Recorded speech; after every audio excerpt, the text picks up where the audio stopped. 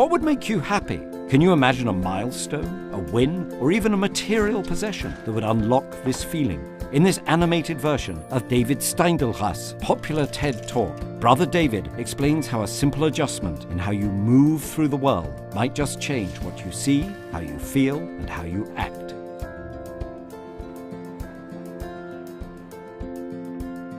Now, my topic is gratefulness. What is the connection between happiness and gratefulness? Many people would say, well, that's very easy. When you are happy, you are grateful.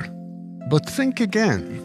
Is it really the happy people that are grateful?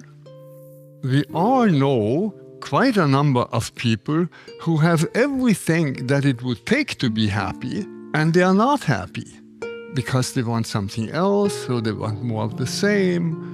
And we all know people who have lots of misfortune that we ourselves would not want to have. And they are deeply happy. They radiate happiness. We are surprised. Why? Because they are grateful. Now, we can ask, what really do we mean by gratefulness? And how does it work?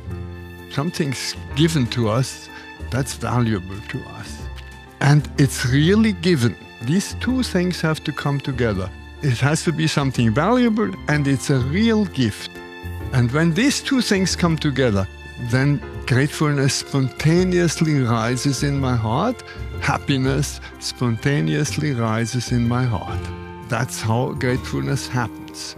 Now, the key to all this is that we can not only experience this once in a while, we can be people who live gratefully. And how can we live gratefully? By experiencing, by becoming aware that every moment is a given moment, as we say. It's a gift. You have no way of assuring that there will be another moment given to you. And yet, that's the most valuable thing that can ever be given to us. This moment with all the opportunity that it contains. Does that mean that we can be grateful for everything? Certainly not. We cannot be grateful for violence, for war, for oppression, for exploitation. On the personal level, we cannot be grateful for the loss of a friend, for unfaithfulness, for bereavement. But I didn't say we can be grateful for everything. I said we can be grateful in every given moment for the opportunity. And even when we are confronted with something that is terribly difficult, we can rise to this occasion and respond to the opportunity that is given to us.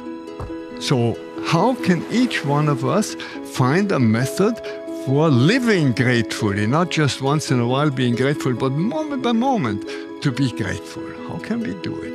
It's a very simple method. Stop, look, go. That's all.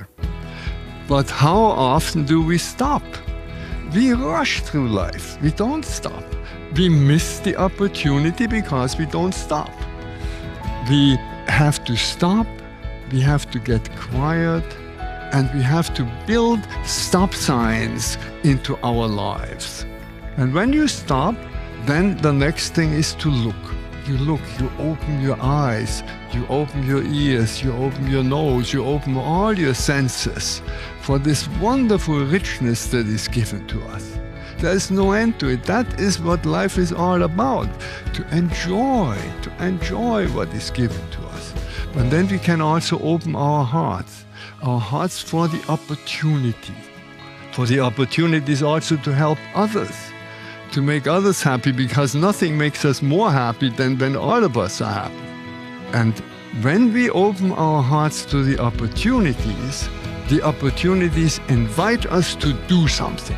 And that is the third. Stop, look, and then go and really do something.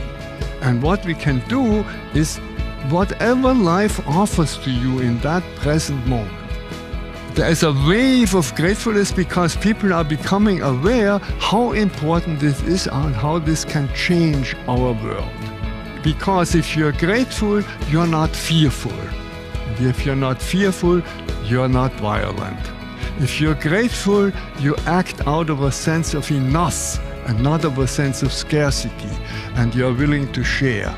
If you're grateful, you're enjoying the differences between people and you are respectful to everybody. And that changes this power pyramid under which we live.